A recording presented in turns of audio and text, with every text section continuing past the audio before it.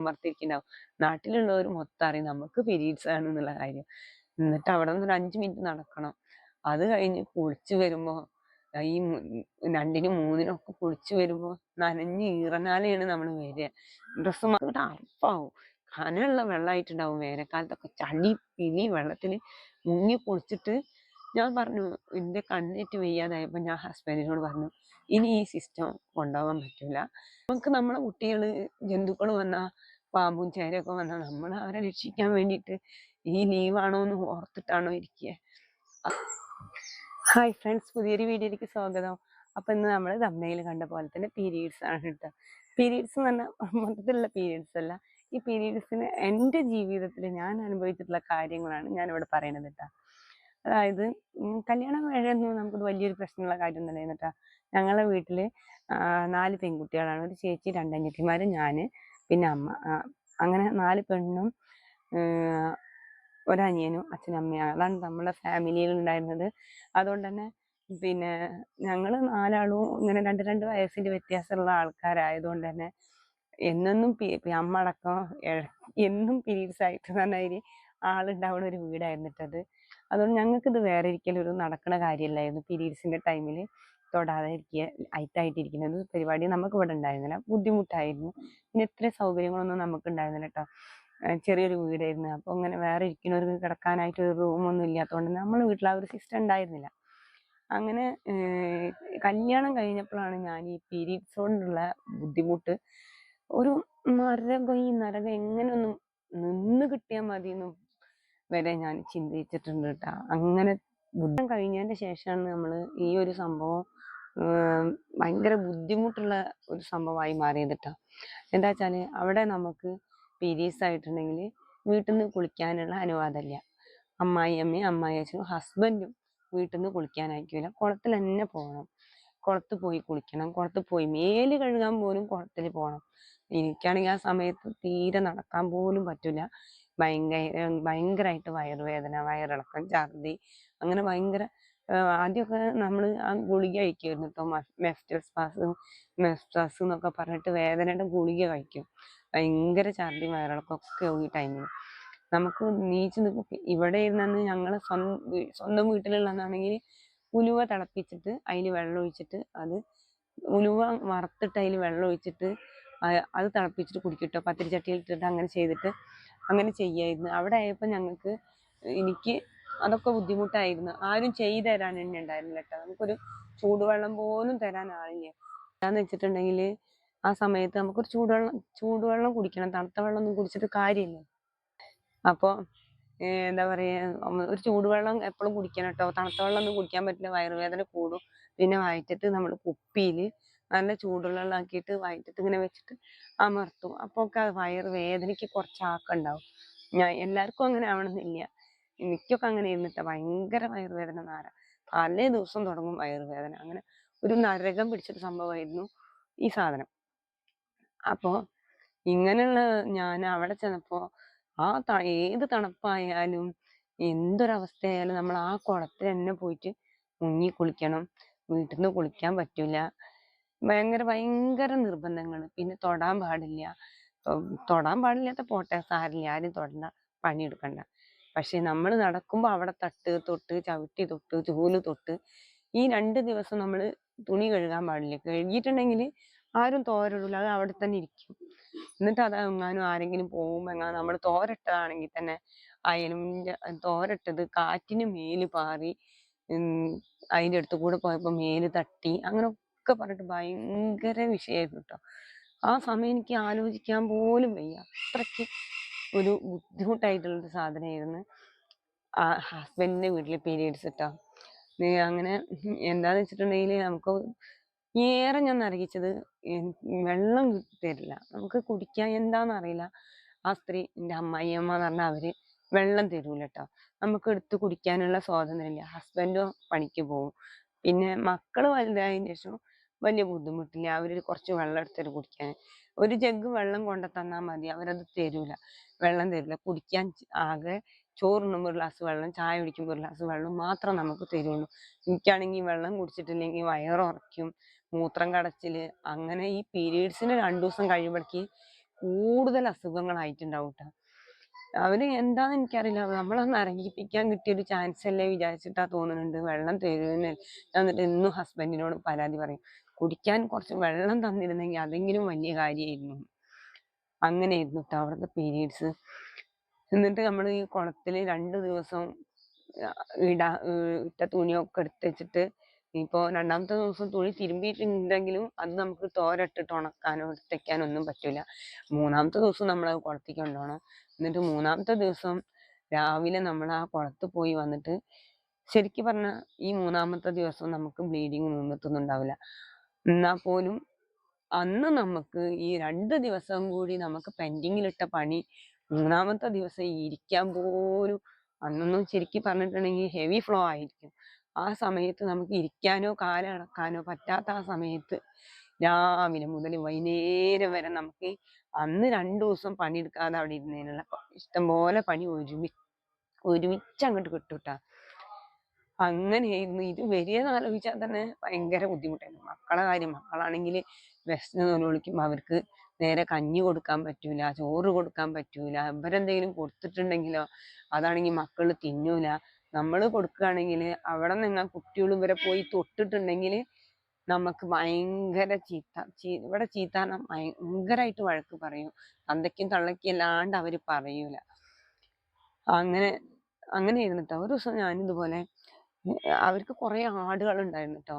ഉച്ചയ്ക്ക് ചോറിന് കഴിഞ്ഞിട്ട് കുറച്ച് ആടുകളായിട്ട് പാടത്തേക്ക് പോയ സമയത്ത് ആ കട്ടിലൊന്നും ഉപയോഗിക്കാൻ പാടില്ല കേട്ടോ. വെറും നിലത്ത് ഒരു പായ മാത്രം തരുള്ളൂ. ആ പായ ഇട്ടിട്ട് നമ്മൾ ഒരു പായ ഇടാനുള്ള സ്ഥലമേ നമുക്ക് തരുള്ളൂ. അവിടെ കിടക്കണം. അങ്ങനെ കിടക്കുകയാണ് കേട്ടാ. ഒന്നുമില്ല, വെറും പായയിൽ ഇങ്ങനെ കിടക്കുകയാണ്. തണുത്ത് വരച്ചിട്ട് ഒരു മഴക്കാലമാണ്. അപ്പൊ എന്റെ കുട്ടി അഞ്ചുട്ടി മാത്രമേ ഉള്ളൂ. എന്നിട്ട് അഞ്ചുട്ടി പോയിട്ട് അവിടെ ഇങ്ങനെ മുട്ടുത്തി നടക്കുന്ന കുട്ടി അങ്ങനെ കിടന്നപ്പോ ഞാനൊന്ന് കണ്ണടച്ചു പോയി. ആ സമയത്ത് കുട്ടി പോയിട്ട് അവിടെ ഇരിക്കുന്ന അച്ചാറും പാത്രത്തിൽ കൈയിട്ടിട്ട് അച്ചാർ കോരി തിന്നിട്ട് കുട്ടി എരിഞ്ഞിട്ട് ഇങ്ങനെ കിടന്ന് കരയട്ടാ. ബീറ്റ്റൂട്ട് അച്ചാർ ഇട്ടിട്ട് കയ്യിലും വായിലും എവിടേക്കോ ആയി. ഭയങ്കര കരച്ചിൽ. ചെറിയ കുട്ടിയാണ്, 1 വയസ്സായിട്ടില്ല. അപ്പൊ കുട്ടി കരയുമ്പോ അതിനൊന്ന് കുറച്ച് വെള്ളം എടുത്തു കൊടുക്കാൻ ഒരു തുള്ളി വെള്ളമില്ല. ഞാൻ ആകെ കഷ്ടത്തിലായി. സത്യം പറഞ്ഞാല് നമുക്ക് അയൽവാസിക്കാരോടേക്കൊന്നും പോവാനുള്ള ഒരു പെർമിഷനും ഇല്ല, ആരോടേക്കും പോവലും ഇല്ല. എന്നിട്ട് ഞാൻ ഇവരെ വിളിച്ചിരുത്തി ഇവര് വന്നിട്ടാണ് ഒരു ഗ്ലാസ് വെള്ളം എടുത്തിട്ട് എൻ്റെ കുട്ടിക്ക് കുടിക്കാൻ കൊടുത്തത്. പാടത്ത് പോയിട്ട് വിളിച്ചിരുത്തിട്ട് ഈ അച്ചാറ് കഴിച്ചിട്ട് എരിയുന്ന കുട്ടിക്ക്. എന്നിട്ട് തന്നെ ഞാൻ ആ പുറത്തുനിന്ന് കുറച്ച് വെള്ളം എടുത്തിട്ട് അതിന്റെ വായ കഴുകി കൊടുത്ത്. അതിനവര് പറയാത്ത വർത്താനില്ല. അങ്ങനെയൊക്കെ ആയിരുന്നു ആ കാലത്ത് ഒരു പീരീഡ്സ്. അങ്ങനെ അതൊക്കെ കഴിഞ്ഞിട്ട് പിന്നെ മൂന്നാമത്തെ ദിവസം ഒരു കുളിക്കാൻ പോക്കുണ്ട്. നേരം വെളിച്ചാകുമ്പോ ഈ വയറുവേദനയും സഹിച്ചിട്ട്. സാധാരണ കുളിക്കാൻ പോവാത്ത നമ്മള് ആ ലീവ് ആവുന്ന സമയത്ത് എന്തായാലും പുറത്ത് പോണല്ലോ. അപ്പൊ ഈ പായും പുതപ്പും വിരിയൊക്കെ എടുത്തിട്ട് റോട്ടുമ്മ കൂടെ ഇങ്ങനെ നടക്കുമ്പോ എല്ലാ വീട്ടുകാരും ഇങ്ങനെ നമ്മള് നേരം വെളിച്ചാകുമ്പോ നീറ്റ് വന്നാ ഇങ്ങനെ നോക്കിയിരിക്കും. ആണുങ്ങളൊക്കെ മറത്തിരിക്കുന്നുണ്ടാവും. നാട്ടിലുള്ളവർ മൊത്തം അറിയും നമുക്ക് പീരീഡ്സ് ആണ് എന്നുള്ള കാര്യം. എന്നിട്ട് അവിടെ നിന്ന് ഒരു 5 മിനിറ്റ് നടക്കണം. അത് കഴിഞ്ഞ് കുളിച്ചു വരുമ്പോ ഈ 2നും 3നും ഒക്കെ കുളിച്ചു വരുമ്പോ നനഞ്ഞ് ഈറനാലെയാണ് നമ്മൾ വരിക. ഡ്രസ്സ് മാറാനുള്ള സൗകര്യം ഇല്ലല്ലോ, കുളത്തുനിന്നല്ലേ വരിക. അപ്പൊ നടക്കുമ്പോ സത്യം പറഞ്ഞ എനിക്ക് പേടി, എന്റെ ബാക്കിൽ വല്ലവരും ഉണ്ടോ വെച്ചിട്ട് ഞാൻ അങ്ങനെ നോക്കും. ഇല്ലാത്തവർക്ക് എന്താ പറയാ ഓവർഫ്ലോ ഞാൻ പറഞ്ഞില്ലേ, അങ്ങനെയൊക്കെ ഉള്ള ഒരു അവസ്ഥയിൽ ഈ നനഞ്ഞു വരുമ്പോഴുള്ള സ്ഥിതി എന്താന്ന് ഇപ്പൊ നമുക്ക് ഊഹിക്കാനുള്ളതല്ലേ ഉള്ളൂ. അപ്പൊ ഞാൻ പ്രാർത്ഥിക്കും, ഭഗവാനെ ആരും വരരുത്, പിന്നിൽ ആരും ഉണ്ടാവരുത്, പിന്നിലൊരാരും ഉണ്ടാവരുത്. ഇതെങ്ങനെ കാലിലൂടെ വേറുള്ളവർ കാണൂലേ, നാണക്കേടല്ലേ. അങ്ങനെ ഞാൻ കുളത്തുനിന്ന് കുളിച്ചു വരിക അങ്ങനെയാണ് ട്ടോ. ഈ 3നും 4നും 1നും 2നും ഒക്കെ ഇത്രയ്ക്കൊരു അന്ധവിശ്വാസമുള്ള ഒരു ഫാമിലി വേറെ ഞാൻ ജീവിതത്തിൽ കണ്ടിട്ടില്ല. ഇവരുടെ അന്ധവിശ്വാസം കാരണം ഇത് സത്യം പറഞ്ഞാൽ ഇത് ഒരു ഭയങ്കര വില്ലനായിരുന്നു ട്ടോ. ഈ സമയമാകുമ്പോ ആ വീട്ടിൽ ഭയങ്കര തിരക്കാവും. ഇവർക്ക് ഞാൻ വേറെ ഇരിക്കും വേണം, അവർക്ക് പണിയെടുക്കാനും പാടില്ല. അവർക്ക് ഒരു പണിയെടുക്കാൻ അവർക്ക് വയ്യ, അവർക്ക് മടിയാണ് പണിയെടുക്കാൻ. എന്നിട്ട് അപ്പൊ ഈ 2 ദിവസം പണിയെടുക്കണ്ടേ, അപ്പൊ അപ്പോഴും അവര് തിരക്കൂടും. എന്നാ നമ്മളൊന്നും തൊടാനും പാടില്ല. നമ്മളിങ്ങനെ വെറുതെ ഇരിക്കണേ കണ്ടാലും അവർക്ക് തിരക്കാണ്, വഴക്കുണ്ടാക്കും. അങ്ങനെ വല്ലാത്ത ഒരു എന്താ പറയേ, അങ്ങനെ ഒരു സിറ്റുവേഷൻ ആയിരുന്നു അത്. പിന്നെ ഇതേപോലെ തന്നെ ഒരു ദിവസം ഞാന് ഇങ്ങനെ പീരീഡ്സ് ആയിരിക്കുന്ന സമയത്ത് തന്നെ മുടി ഇങ്ങനെ വീർത്ത് ഇവര് മൂന്നാള് ട്രിപ്ലറ്റ്സ് ആണല്ലോ. മുടി വേർത്ത് കേട്ടോ. മുടി ഇതുപോലത്തെ ഒരു പടിയിൽ ഇരുന്നിട്ട് ഇപ്പുറത്തെ ഒരാളിരിക്കുന്നുണ്ട്, ഇപ്പുറത്തെ ഒരാളിരിക്കുന്നുണ്ട്. ഒരാള് അവിടെ പൂമുഖം പോലത്തെ ഉമ്മറാണ് കേട്ടോ. വാതിലുള്ള ഉമ്മറല്ലേ.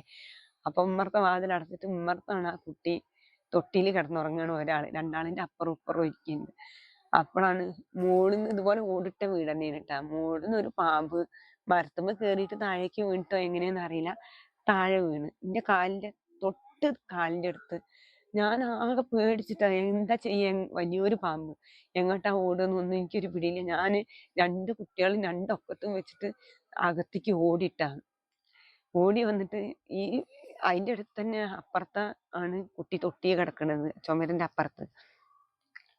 അപ്പൊ ഞാന് ലീവാകുമ്പോ അമ്മായിയമ്മയാണ് ആ തൊട്ടില് ഇട്ട് ഉറക്കി പോയത്. ഈ കുട്ടീനെ എടുക്കാൻ വേണ്ടിയിട്ട് ഞാൻ ആ തൊട്ടിന്റെ അടുത്തേക്ക് വന്നിട്ട് അതിനത് ഉമ്മർത്ത് കേറി എന്ന് പറഞ്ഞിട്ട് അന്ന് ഫുള്ള് ആ വീട്ടില് വഴക്കായിരുന്നു. നമ്മക്ക് നമ്മളെ കുട്ടികള് ജന്തുക്കൾ വന്നാ പാമ്പും ചേരയൊക്കെ വന്നാ നമ്മൾ അവരെ രക്ഷിക്കാൻ വേണ്ടിയിട്ട് ഈ ലീവാണോ എന്ന് ഓർത്തിട്ടാണോ ഇരിക്കുക. അതിന് ഓടിയിട്ട് അവിടെ അന്ന് അവരെന്നോട് തിരക്കൂടിയതിന് കണക്കില്ല. അങ്ങനെയായിരുന്നു. പിന്നെ ഈ കുട്ടികൾക്ക് ഞാൻ തിന്നാൻ കൊടുക്കുമല്ലോ. തിന്നാൻ കൊടുക്കുമ്പോ 3 പേരും ഒരുമിച്ചാവും, നമുക്ക് പിടിച്ചാ കിട്ടൂല. അപ്പോ അമ്മായിയമ്മയും അമ്മായിയച്ഛനൊക്കെ മുന്നിൽ കൂടെ പോകുമ്പോ ചെറിയ കുട്ടികളല്ലേ, അവരിങ്ങനെ നടന്ന് കളിക്കുന്ന പ്രായമല്ലേ, അവര് അച്ഛമ്മ അച്ഛച്ചാന്ന് പറഞ്ഞിട്ട് ഒപ്പം കൊണ്ട് ഓടും. ഓടിയിട്ടുണ്ടെങ്കിൽ ഇവര് ഓടി അകത്ത് കയറി വാതിലടയ്ക്കും. വല്ല പാമ്പും ചേരയും കടിക്കാൻ വരുന്നായി. ചേര കടിക്കില്ല, വല്ല പാമ്പോ വല്ല ഭൂതോ പിടിക്കാൻ വരുന്നായി ആ തൊട്ട അയിത്താവുള്ളൂ എന്ന് പറഞ്ഞിട്ട് ഇവര് രണ്ടാളും ഓടിപ്പോയിട്ട് അകത്ത് കയറി വാതിലടയ്ക്കും. പിന്നെ അതേപോലെ തന്നെ എപ്പോഴും പറയും ഇവിടെ വേസ്റ്റ് ഇല്ല, വെള്ളിയാഴ്ച ഇല്ല, വേസ്റ്റ് ഇല്ല, വെള്ളിയാഴ്ച ഇല്ല. അങ്ങനെ പറഞ്ഞാലത്തെ ഏത് സമയവും ഒരു മൂദേവി വന്ന് തൊട്ട് അയിത്താക്കി, തൊട്ട് കൂട്ടി അയിത്താക്കി അതിനാലെവിടെ നശിച്ച്, മൂദേവി കാലെടുത്ത് കുത്തിയനാലെ നശിച്ച് എന്നല്ലാതെ എൻ്റെ അമ്മായിമ്മ എപ്പോഴും പറയില്ല കേട്ടോ.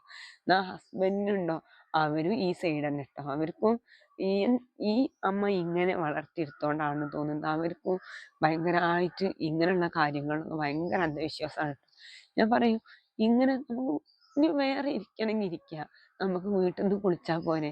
ഈ കുഞ്ഞു മക്കളെ ഇട്ടിട്ട് നേരെ 6 മണി മുതൽ 7 മണി ആകുമ്പോഴേക്ക് കുളത്ത് പോയി മുങ്ങി കുളിച്ച് വരിക. ചില സമയത്ത് തീരും വെക്കൂല. എന്നാ പോലും അവിടെ അതൊന്നും പറ്റൂല. അങ്ങനെ ഒരു നരകായിരുന്നു എൻ്റെ ജീവിതത്തിൽ തന്നെ ഈ ഒരു സംഭവം. പിന്നെ കുട്ടികളെ എടുത്തു പോകുമ്പോ മേല് തുണി തട്ടി, നമ്മൾ പോകുമ്പോ തുണി മുറ്റത്ത് അയലിട്ട തുണി കുട്ടി കൈയെത്തി പിടിച്ചെന്നൊക്കെ പറഞ്ഞിട്ട് അത് മുഴുവൻ നമ്മളെ കൊണ്ട് തന്നെ മുക്കിയിടിച്ചിട്ട് പിന്നെ നമ്മൾ കൊണ്ട് തോരട്ട് ഉണക്കി കൊടുക്കണം. 3 ചെറിയ മക്കള്, കിടക്കാനാണെങ്കിൽ സ്ഥലമില്ല, അവർക്ക് മുട്ടുത്തി നടക്കാൻ സ്ഥലമില്ല. അകത്ര പോകുന്ന ഒരു ഹാളും 2 ചെറിയ റൂമുള്ളൊരു വീടാണ്. ഈ 3 കുട്ടികൾ ഒരേ സമയം മുട്ടുത്തിയാലും ഇരുന്ന് നിരങ്ങിയാലും എത്ര സ്ഥലമാണ് അവിടെ ഉള്ളത്. അങ്ങനത്തെ ഒരു സമയത്തെങ്കിലും ഇവർക്ക് ഈ ഒരു സിസ്റ്റം വേണ്ടാന്ന് വെക്കായിരുന്നു. അന്നൊക്കെ ഇവര് ഇത് എത്രത്തോളം നരകിക്കാൻ പറ്റുമോ അത്രത്തോളം ബുദ്ധിമുട്ടിച്ചിട്ടുണ്ട്. ഇപ്പൊ ഞാൻ അങ്ങനെ ആലോചിക്കും, എന്തിനു വേണ്ടിയിട്ടാണ് ഞാൻ അവരെ പേടിച്ചു നിന്നത്. അന്നേ ഒക്കെ ഇട്ടെറിഞ്ഞു പോന്ന ഇന്ന് ഇത്രയും നരകം എൻ്റെ ജീവിതത്തിൽ ഇല്ലായിരുന്നു, വരില്ലായിരുന്നു. ഇങ്ങനൊരു ഇനിയിപ്പൊ ഇങ്ങനൊക്കെ നോക്കി അവർക്ക് എന്തെങ്കിലും ഐശ്വര്യം ഉണ്ടായോ? വെറുതെ ഒന്ന് ചിന്തിച്ചാറിയാം എന്താ ഐശ്വര്യം ഉള്ളത്. 2 മക്കൾ അവിടെ, 2 മക്കൾ ഇവിടെ. അവരുടെ ഈ വയസ്സ് കാലത്ത് ഒന്ന് റെസ്റ്റ് എടുക്കേണ്ട സമയത്ത് നല്ല സമയത്ത് അവരെനിക്ക് ഒരു കാര്യത്തിനും ഒരു രീതിയിലും സഹായം ഉണ്ടായിരുന്നില്ല. മാക്സിമം ദ്രോഹിച്ചിട്ടുള്ളൂ. ഇപ്പൊ അവരൊന്ന് റെസ്റ്റ് എടുക്കേണ്ട പ്രായമായി തുടങ്ങിയപ്പോ അവർക്ക് അങ്ങനെ റെസ്റ്റ് എടുത്തിരിക്കാനുള്ള യോഗ ഇല്ലാതായി. കാരണം എങ്ങനെ ആയാലും കഴിക്കണമെങ്കിൽ ഭക്ഷണം ഉണ്ടാക്കണ്ടേ. അതിപ്പോ അവരെന്നെ ഉണ്ടാക്കൂല. ഞാനുള്ള അന്ന് ഞാൻ എല്ലാം 2 നേരം ചൂടാറാത്ത ചോറ് വേണം, കറി വേണം. ഇല്ലെങ്കിൽ അപ്പൊ അതിന് തിരക്കാണ്, തണുത്തത് തിന്നാൻ വയ്യ, അതാണ് ഇതാണ് എന്ന് പറഞ്ഞിട്ടൊക്കെ. ഇപ്പൊ യാതൊരു പ്രശ്നവും ഇപ്പൊ അവരെന്നെ ഉണ്ടാക്കണേ. ഒരു ഉള്ളി പൊളിച്ചു തരാനോ, ഈ 3 മക്കൾ ചെറുതാവുമ്പോ പോലും ഒരു നേരമെങ്കിലും മീൻ നന്നാക്കി തരാനോ ഒന്നും അവരാരും വന്നിരുന്നില്ല. ഇപ്പൊ ഒക്കെ ഒറ്റയ്ക്ക് ചെയ്യുമ്പോ അവർക്ക് ഒരു കുഴപ്പമില്ല. ഞാനിപ്പോ അവിടെ ആയില്ലേ, 2 മക്കള് ഞാൻ പറഞ്ഞല്ലോ, എനിക്ക് നിവൃത്തിയില്ലാത്തത് കൊണ്ട് ഞാൻ 2 മക്കളെ അവിടെ നിർത്തി പോന്ന്. ആ 2 മക്കൾ അവിടെ ഉണ്ട്, 2 മക്കൾ എൻ്റെ ഒപ്പം ഉണ്ട്. അങ്ങനെയാണ് ഇപ്പൊ എൻ്റെ ജീവിതം. അപ്പൊ എനിക്ക് പറയാനുള്ളത് ഇങ്ങനെയുള്ള ആചാരങ്ങളൊക്കെ ആവാ, നിർബന്ധമുള്ളവർക്ക് ആവാ. മറ്റുള്ളവരെ ഇങ്ങനെ ബുദ്ധിമുട്ടിക്കുന്ന വിധത്തിൽ ഒരിക്കലും ചെയ്യരുത്. ഇനി ആരെങ്കിലും ഉണ്ടെങ്കിൽ പണ്ടത്തെ കാലല്ല. അന്ന് പറഞ്ഞാല് ഈ സിസ്റ്റം ഉണ്ടായത് തന്നെ എന്തിനാ, പിന്നെ പണ്ട് കാലത്ത് സ്ത്രീകൾക്ക് ഒരുപാട് പണിയായിരുന്നത്രേ. അപ്പൊ അവർക്കൊരു 2 ദിവസം ഈ വയ്യാത്ത സമയത്ത് ഒന്ന് റെസ്റ്റ് കിട്ടട്ടെ വിചാരിച്ചിട്ട് അങ്ങനെ ഉണ്ടാക്കിയതാണെന്നാണ് ഞാൻ കേട്ടിട്ടുള്ളത്. ഇവിടെ ഇങ്ങനെ ഒരു ചൂല് തൊടാൻ പാടില്ല, ചാക്ക് തൊടാൻ പാടില്ല, ആ പടി കയറാൻ പാടില്ല, ചുമര് തൊടാൻ പാടില്ല, അങ്ങനെ 100 കാര്യങ്ങളായിരുന്നിട്ട് അവിടെ. ഇങ്ങനൊക്കെ ചെയ്തിട്ടും ആർക്കും അവർക്കായാലും ഒരു നന്മ ഉണ്ടായില്ല. ഞാൻ അന്ന് അത്രയും ബുദ്ധിമുട്ടുകൾ സഹിച്ച് അവിടെ നിന്നിട്ട് എനിക്കും ഒരു നന്മ ഉണ്ടായില്ല. ഞാൻ ഇതൊന്നും ഒരു ഗുണവും കണ്ടില്ല കേട്ടോ. അങ്ങനെയുള്ള ഒരു സമയത്ത് അമ്പലത്തിൽ പോവാതിരിക്കുക. ഇനി അമ്പലത്തിൽ പോവുകയാണെങ്കിൽ തന്നെ ഒന്ന് തലേ ദിവസം മുക്കിയിട്ടിട്ട് ആ ഡ്രസ്സ് പുറത്തിട്ടിട്ട് അമ്പലത്തിൽ പോവുക. അങ്ങനെയൊക്കെ അല്ല ഈ ചെറിയ ചെറിയ മക്കളുള്ള ആൾക്കാർ ചെയ്യേണ്ടത്. ഞാൻ അങ്ങനെയാണ് കണ്ടിട്ടുള്ളത്. പക്ഷെ എല്ലാവരും കുളത്തേക്ക് ഇങ്ങനെ ഈ കെട്ടും മാണ്ടൊക്കെ ആയിട്ട് ചെല്ലുമ്പോൾ 2 ദിവസത്തെ 3 ദിവസത്തെ ഒക്കെ തുണികളായിട്ട് ഞാൻ ഒരുമിച്ച് മുക്കാൻ ചെല്ലുമ്പോൾ ഉച്ചവരെ മുക്കി കൊണ്ടുവന്നിട്ട് ഇടാണ്ടാവും. അപ്പൊ എല്ലാവരും എന്നോട് ചോദിക്കും, എന്തിനാ നിങ്ങൾ ഇങ്ങനെ വേറെ ഇരിക്കുന്ന ഈ ചെറിയ 3 മക്കളെ വെച്ചിട്ട്? എന്ത് ആൾക്കാരാണ് നിങ്ങളെ വീട്ടിലത്തെ ആൾക്കാരെന്നൊക്കെ. ആ നാട്ടിൽ തന്നെ ആ ചുറ്റുപുറത്തുള്ള എത്രയോ പേര് എന്നോട് കുളത്തുനിന്ന് ചോദിച്ചിട്ടുണ്ട് ട്ടാ, എന്തിനാ ഈ മക്കളെങ്ങനെ നരകിപ്പിക്കാൻ വേണ്ടിയിട്ട് ഈ ഒരു സിസ്റ്റം ഇങ്ങനെ ചെയ്യുന്നത്. പക്ഷെ നമ്മൾ പറഞ്ഞാല് അവരെന്താ പറയാന്നറിയോ, അവരുടെ നേട്ടങ്ങളും നന്മകളും ഒക്കെ കളയാൻ വേണ്ടിയിട്ട് അസൂയക്കാര് പറയണെന്നാ പറയാ. നമ്മളുടെ ബുദ്ധിമുട്ടാണ് ഈ പറയണതെന്ന് അവര് ഓർത്തിരുന്നില്ല. അതുകൊണ്ട് ഇനിയിപ്പോ അവരാരെങ്കിലും ഈ വീഡിയോ കാണുന്നുണ്ടോന്നൊന്നും എനിക്കറിയില്ല. കാണുകയാണെങ്കിൽ തന്നെ പിന്നെ ഈ കുളത്തില് അവിടെ വളർന്നതാണ് അവരുടെ മകള്. അവരുടെ മകള് ഇപ്പൊ അങ്ങോട്ട് വരുന്ന സമയത്ത് ഇതുപോലെ പീരീഡ്സ് ആവുകയാണെന്നുണ്ടെങ്കിൽ അവരപ്പൊ ബസ് കയറിയിട്ട് അവരെ മോളേറ്റോ അവർക്കോ അവരുടെ മോൾക്കോ ഒക്കെ അപ്പൊ അവർ ബസ് കയറിയിട്ട് ഇങ്ങോട്ട് പോരും. ഞങ്ങൾക്ക് കുളത്ത് കുളിക്കാൻ പറ്റില്ല എന്ന്. അങ്ങനെയാണെങ്കിൽ കല്യാണം വരെ അവര് കുളിച്ചിരുന്ന കുളമല്ലേ അത്. അവരെന്താ കുളിക്കാത്തത്? അപ്പൊ അവർക്ക് അവരുടെ രീതി കുഴപ്പമില്ല. ഇവിടുന്ന് ചെന്നവർക്ക് ഈ കുളത്തിൽ കുളിച്ച് ശീലമില്ലാത്ത എനിക്ക് ആ കൊഴുത്ത വെള്ളത്തിൽ നമുക്ക് ഇവിടെ അറപ്പാവും. കനമുള്ള വെള്ളമായിട്ടുണ്ടാവും. വേനൽക്കാലത്തൊക്കെ ചളി പിളി വെള്ളത്തിൽ മുങ്ങി കുളിച്ചിട്ട് ഞാൻ പറഞ്ഞു, എൻ്റെ കണ്ണേറ്റ് വയ്യാതായപ്പോൾ ഞാൻ ഹസ്ബൻഡിനോട് പറഞ്ഞു, ഇനി ഈ സിസ്റ്റം കൊണ്ടുപോകാൻ പറ്റില്ല. എനിക്ക് ഇതുപോലെ അഴുക്ക് പിടിച്ച വെള്ളത്തിലൊന്നും കുളിക്കരുത്. എനിക്കങ്ങനെ ഡോക്ടർ അത്രയും പറഞ്ഞിട്ടുണ്ട്.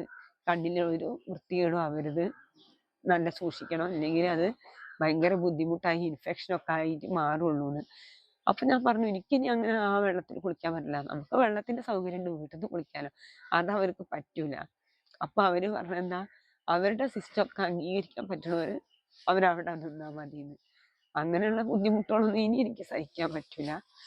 അപ്പൊ പീരീഡ്സും കൂടി എൻ്റെ ഈ ജീവിതം ഇങ്ങനെ ആക്കുന്നതിൽ ഒരു വലിയ പങ്ക് വഹിച്ചിട്ടുണ്ട്. അപ്പൊ അതൊക്കെ നിങ്ങളോട് ഞാൻ പങ്കുവച്ചതാണ്. ഇങ്ങനെ വല്ല സിസ്റ്റം ഉണ്ടെങ്കിൽ എല്ലാവരും ആവശ്യത്തിനായിക്കോളൂ.